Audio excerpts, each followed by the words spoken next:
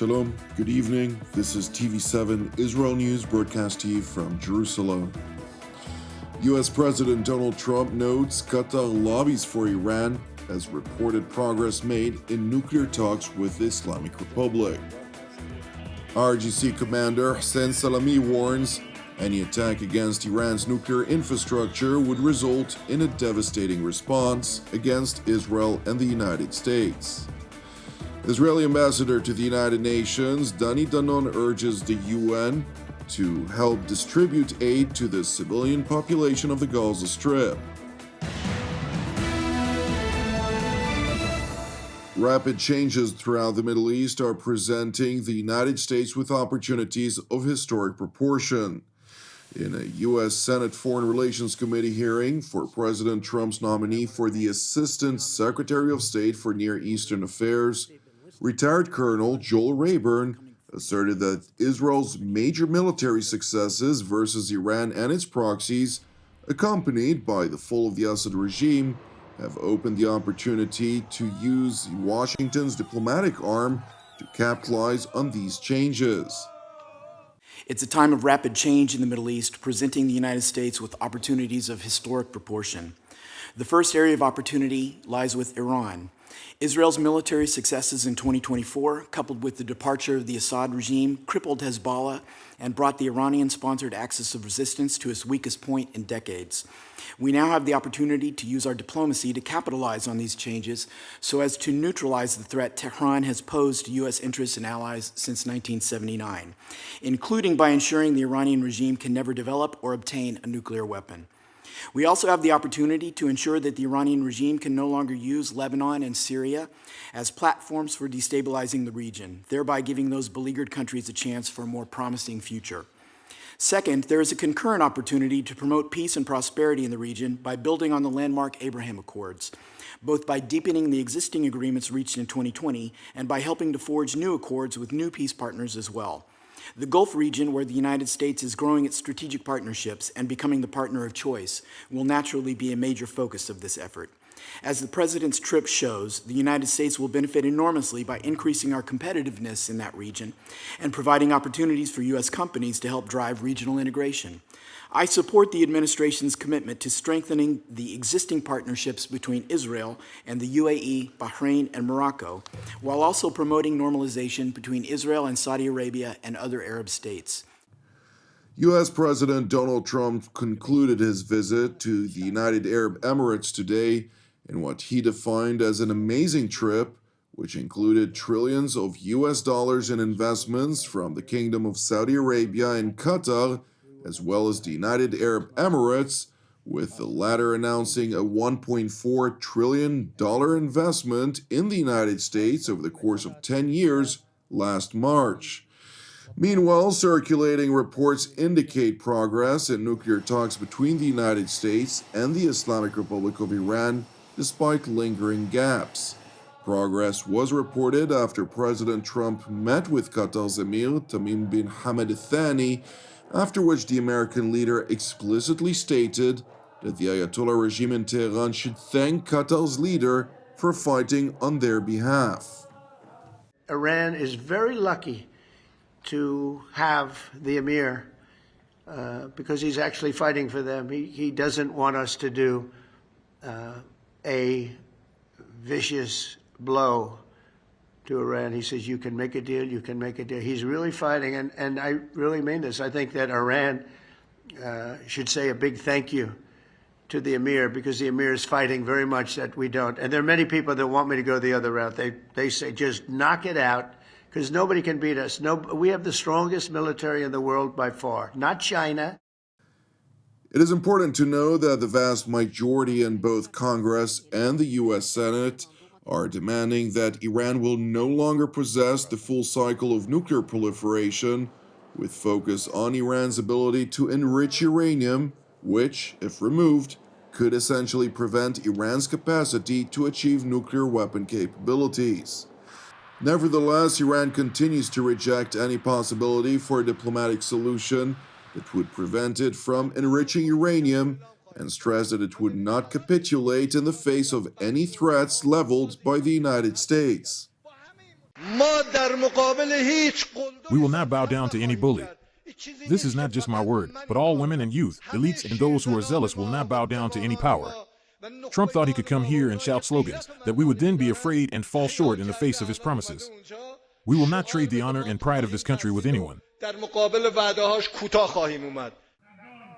Elsewhere in Tehran, the commander-in-chief of Iran's Islamic Revolutionary Guards Corps, Major General Hussein Salami, proclaimed that his military arm of the Ayatollah regime, which is designated by the U.S. State Department as a foreign terrorist organization, would rain upon Israel and the United States bases throughout the region over 600 ballistic missiles in the event of a joint American-Israeli strike on the Islamic Republic's nuclear infrastructure. General Salami continued by proclaiming that Iran has made major advances in defense technology, which it intends to unveil in the near future. In recent weeks, we've made major advances in defense technology, which I will not talk about today, but we will demonstrate in practice. Turning to the United Nations in New York, where the UN Secretary General Antonio Guterres made a decision not to assist the U.S. plan of distributing humanitarian aid to the non-combatant population of the Gaza Strip. I have been calling to the United Nations to be involved. They speak so much and so highly about the humanitarian issues in Gaza, and here you have a fund led by the United States, ready to go. It will start to operate very soon, and it will be run by the fund itself. Israel will not be involved inside the operation center. We will not be the one giving the aid.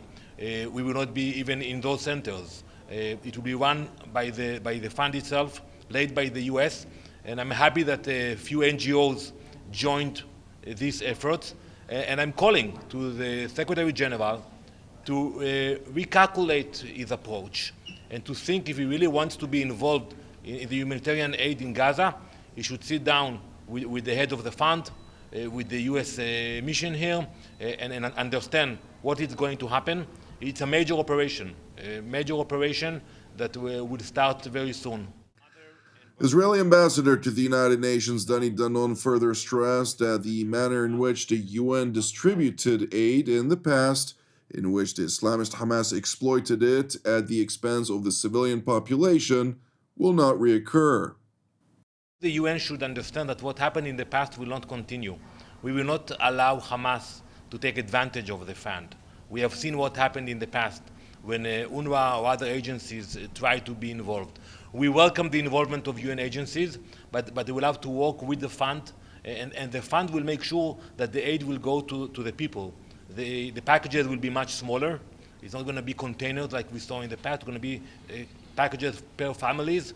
So we do encourage the UN agencies to be involved and to engage with the fund. Ambassador Danon went on to reveal that the United Nations effectively gained the information from the media rather than approach Israel or the United States for the details of the distribution plan. I listened to Mr. Fletcher remarks at the Security Council the other day, and I can tell you that he visited Israel, but he had no discussion about that fund because it was way back, and in the last few weeks there was no dialogue about that. So I would expect UN officials to engage. When they want to speak about issues, they know how to reach us. They know how to reach the U.S. mission. We are here to engage. They haven't reached out for... No, they haven't reached out. They got some information from the media, I assume. But I think they should look into that and to realize that if they want to be involved, that is the way to be involved. Regardless of Israel's calls for the UN to engage with Jerusalem and Washington on the distribution of aid, the world body continues to maintain that the proposed plan goes against the global institution's principles. Will UN staff in Gaza be banned from cooperating with any operations that they conduct? I would characterize anything as a ban. I've made it clear that that we participate in aid operations if they are in accordance with our basic principles. As we've stated repeatedly, this particular distribution plan does not accord with our basic principles, including those of impartiality, neutrality, independence, and we will not be participating in this. Meanwhile, U.S. Secretary of State Marco Rubio said he had spoken to Prime Minister Benjamin Netanyahu in relation to the situation in the Gaza Strip. Well, let me just say, I spoke to the Prime Minister today of Israel. I know the President's been in contact with him earlier this week. The President talked about this in a speech the other day, that the people of Gaza deserve a better future than what they've had under Hamas. We think that the elimination of Hamas is what achieves peace. We're troubled by the humanitarian situation there. Both the Israelis, with American backing and support, have offered a plan to deliver aid that doesn't get diverted or stolen by Hamas. Thank you for watching TV7 Israel News. It is important to highlight that TV7 Israel is a donation-based nonprofit ministry with all of our productions available free of charge. Therefore, if you're blessed by the content of our programs, we would deeply appreciate it if you'd consider supporting TV7 Israel with a donation. You can do so via our website at www.tv7israelnews.com. Separately, I'd like to encourage you, pray for the hostages in Hamas captivity. Pray also for peace of Jerusalem and salvation of Israel.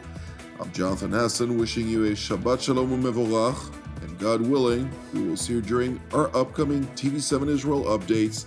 Until then, Shalom from Jerusalem.